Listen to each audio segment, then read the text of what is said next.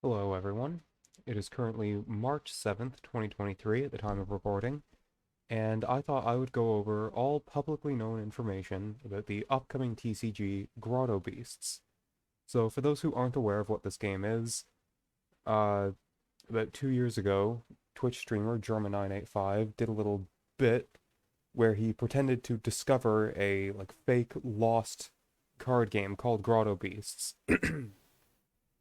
And this just started as a joke. It was during the peak of Pokemon trading card popularity. It was like the little boom they had a few years ago during the pandemic.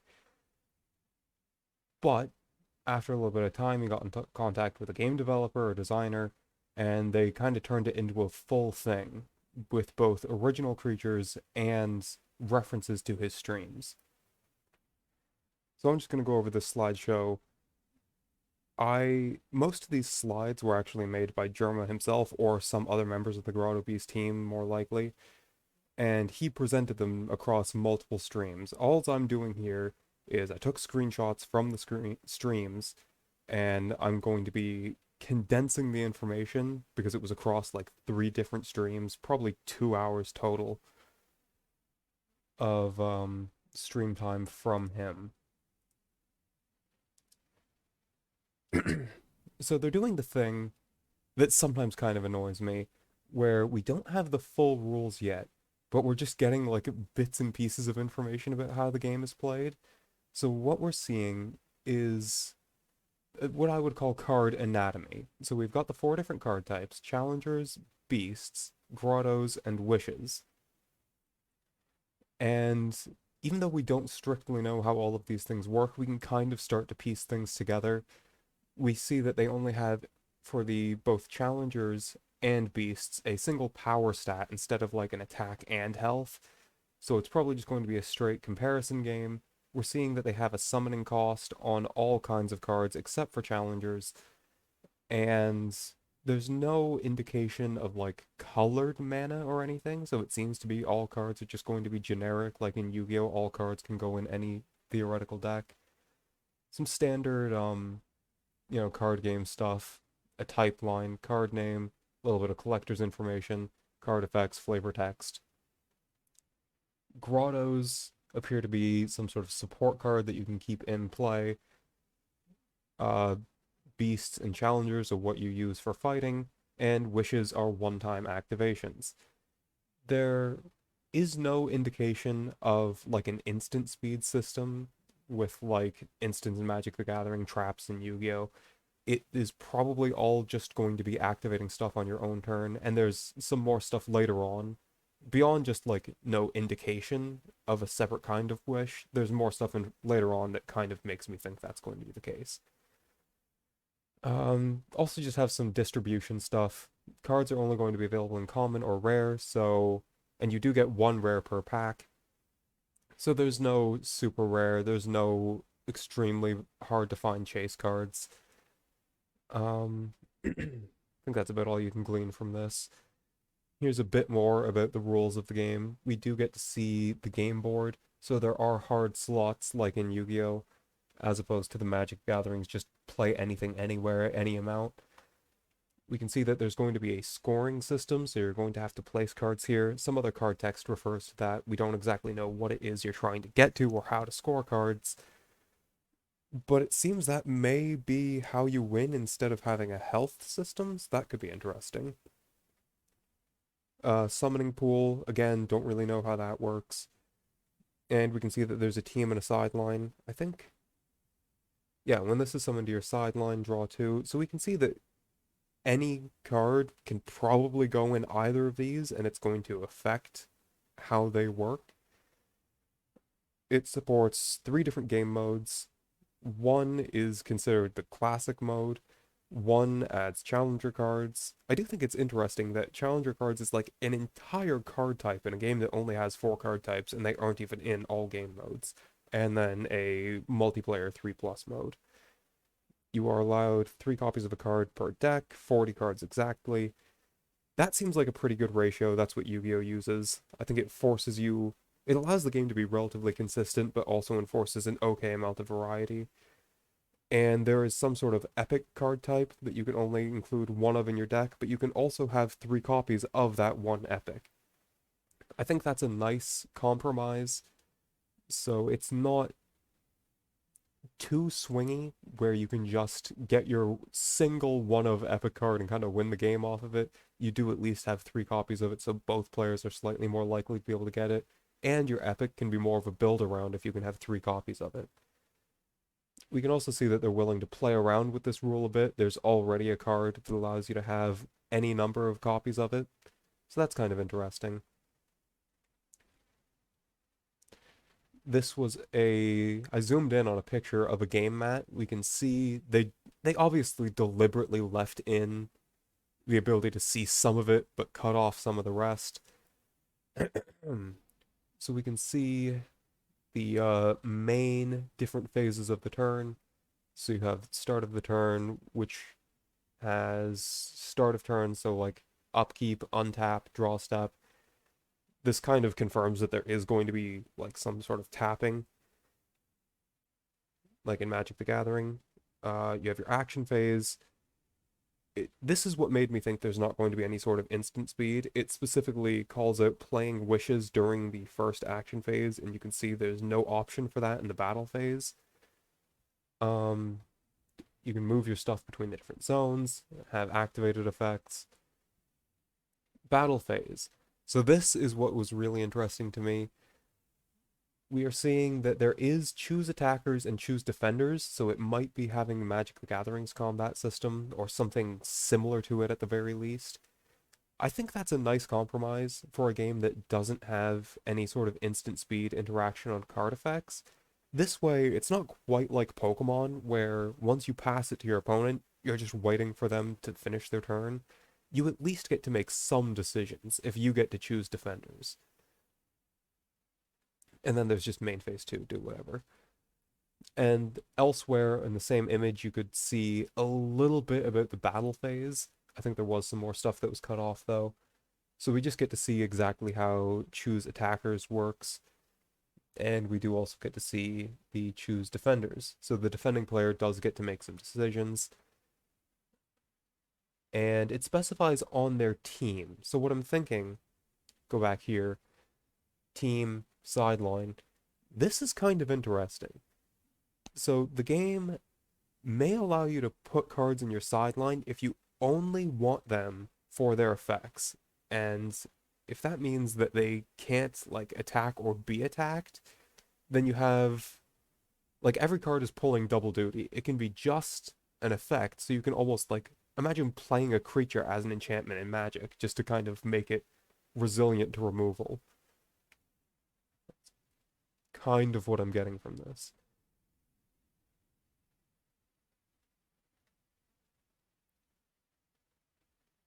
And this was a bit about distribution, so I think I've pulled all I can about the rules of the game.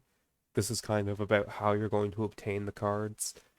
We are seeing that there's four different kinds of holographics. Each card is associated with only one kind of holo pattern, so I guess that's kind of interesting. Some of the stuff is a little dated now. I've been sick for the past few days, so I didn't get to make this as soon as I would have wanted. Just generally what was happening is they had a pre-sale, and during the pre-sale, the idea was to get around scalpers.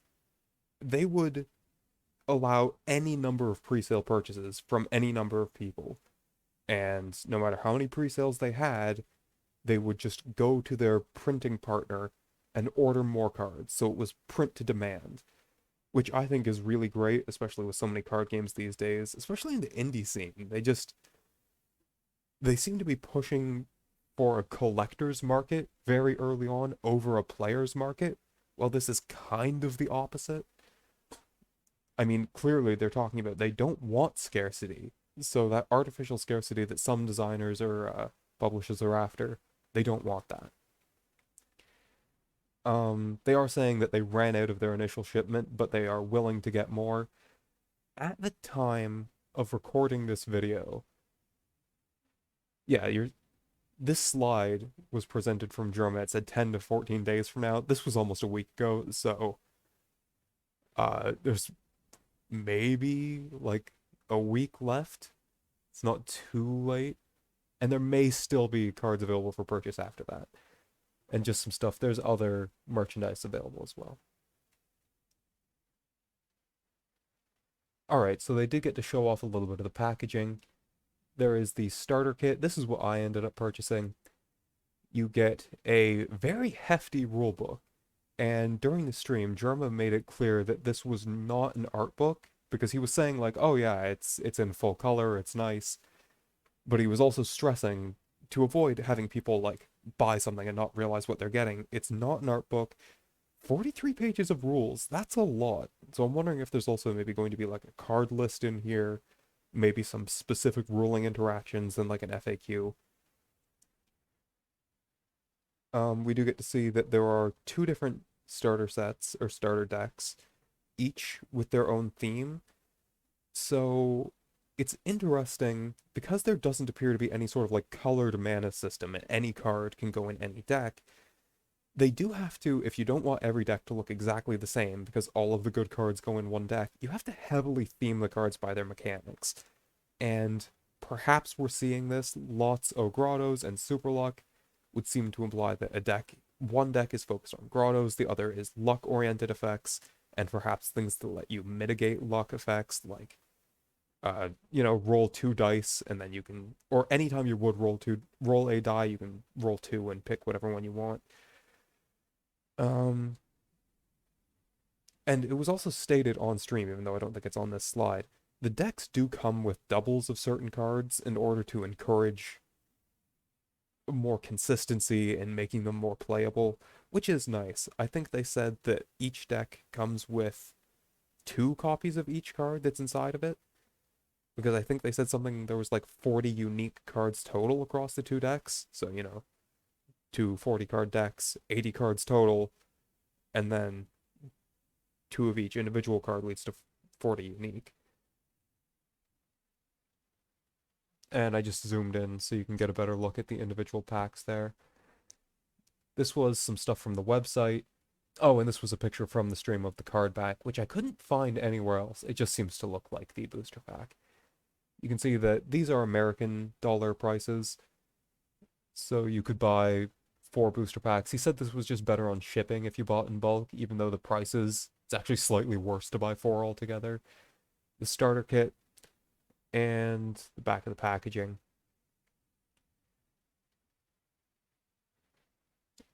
This was just to give people an idea of when things are going to be shipping. This was after the initial order sold out, so that this would be from the second print run. I ordered on the day that it was first made available, and mine said, I believe, ships by March 30th. So despite the fact that we don't know a lot about this game, it's actually coming out very, very soon. Oh, yeah. This did not sell out, the starter kit, and it's March 30th. This is what I bought. And lastly, there was some stuff on the credits. Normally, I wouldn't bother talking about this, even though, of course, these people deserve their credit. But there was a few interesting things that I wanted to talk about. So we see a game designed by J. Evan Rayet, or maybe it's Rate, and published by Custom Trading Cards at customtradingcards.com. Okay, I'm going to talk about this a little bit later. What I wanted to go to, I looked up this J. Evan Rayet guy, and he had made one game previously that I could find called Shifting Stones. And from the website, or from a online discussion of Shifting Stones, I heard someone bring up this website called BoardGameArena.com, which I had never heard of before. Going here, this appears to be an online platform for playing a variety of different board games. And I went to their FAQ to see if this was like a tabletop simulator where just anyone can upload anything, and that's not the case. They explicitly need permission from the game's publisher, and then there's the possibility the game ends up here. I'm talking about this because Jerma confirmed that the game will have a digital adaptation at some point. And he did state that this would not be like a buying digital card packs thing, so this isn't going to be a Hearthstone situation. It's a one-time purchase for access to everything. And the idea was, people put a lot of effort into making this game, but then, like, you saw these prices. This is really expensive for a trading card game.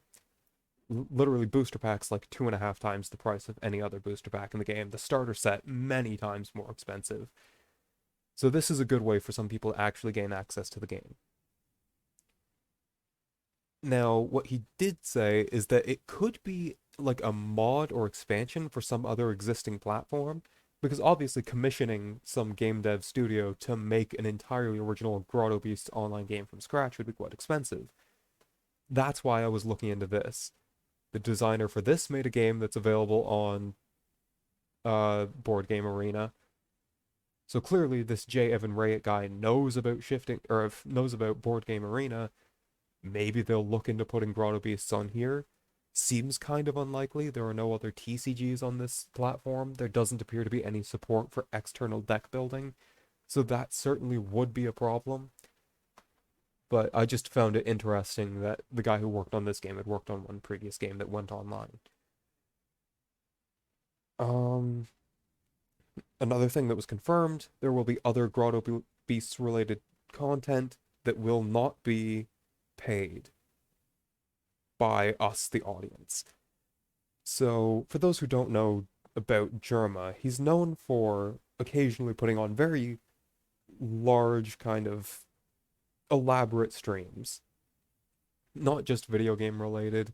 He streamed a comedy baseball game where they hired like some actors to dress up as different parts. There's a lot of improvisation that goes on there. I'm thinking maybe it could be related to that.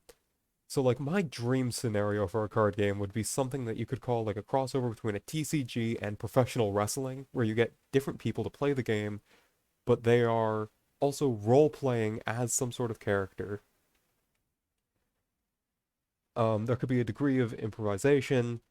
Maybe like the games aren't actually scripted, they do just shuffle up and play, but they still have to stay in character, and there's sort of an overarching storyline that they have to adapt to based on who wins the games. A while back, a streamer by the name of Ludwig did a Yu-Gi-Oh tournament, and just for like a couple of the games, the people he had on there who were other streamers just randomly decided to get into characters, and it was a lot of fun. And Jerma has a lot of connections in the streaming community, so he could probably find a decent number of people to work with him on that. Something else a lot of people were speculating about, maybe they're going to do a Pokemon style, like, quote unquote, anime opening. Just hire someone to make a little 1 to 3 minute animation, hire someone to do a little song for it. That would be fine. And lastly, Jerma has said that they really aren't thinking about expansions right now. So it is interesting to see a game that from the very beginning, it's just a base set. They just wanted to make one complete game. In many ways, this was just supposed to be merchandise for the Jerma985 Twitch channel. It has a lot of references to bits he's done in the past and in-jokes for the community. The fact that there's even a game associated with this at all is just kind of a nice little bonus. He was saying that it could be a possibility. It's going to depend on popularity, and clearly, for the base set, the popularity in terms of sales is there. They sold out of their initial print run. But only time will tell when the game actually comes out if people actually enjoy playing it. Now, another thing, going back to here where we see custom trading cards, I went to their website and they seem to be a company wherein you can send them images and they will make trading cards out of literally anything. And it's slightly larger scale than some other similar what's the word I'm looking for? Services. I was gonna say projects, but yeah, services really, where you can print your own card games. A lot of that stuff is just for like rapid prototypes for game designers. This is clearly more industrial. Let's see, I went to their like quote request. So clearly you can order large numbers of cards.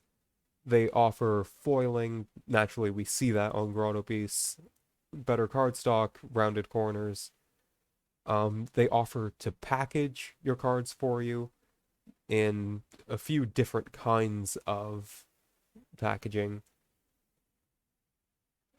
Um, yeah, even though this does seem to be more of a good deal than just going to some sort of local print shop and ordering a million cards and then trying to package them yourselves, at the end of the day, I just looked up unique card version, so that's number of cards in the base set 200. This is like the minimum order on their pricing calculator, which is just a rough estimate as opposed to going for an actual quote. It is quite expensive to produce these cards, and surely this high price is what led to the high prices in the game itself, like 9.99 for a single booster pack. If Grotto Beasts is going to continue on, I feel like maybe they need to find a better partner for distribution than what is probably designed to be a service that caters to like one-time things, like promotional material. You're seeing that most of their customers are like companies that probably handed out cards at like conventions or something, as opposed to full-time TCGs. If they want to bring down the price of packs, and bringing down the price of packs is going to be essential for the long-term health of the game, they're probably going to need an actual printing partner for long-term distribution and mass production. Anyway, that's all speculation on my part. Just doing a little digging there and coming up with my own theories. Anyway, once the full rules of the game are available, I may or may not make a video of that because it was also stated that they are planning on, like the Grotto Beast team, is planning on making their own series of video tutorials. There wouldn't be a lot of use in me going over the exact same information. But in the event that it's just more text, I probably will make a video about it. And once the game itself is out, I do intend to, at the very least, open my starter set when it arrives. Maybe play some games if I can find someone to play with me. Or, once the online thing comes out, I can obviously play that. Anyway, that's it for Grotto Beast news right now. Uh, may or may not have an update in the future. And if I do, I'll see you then.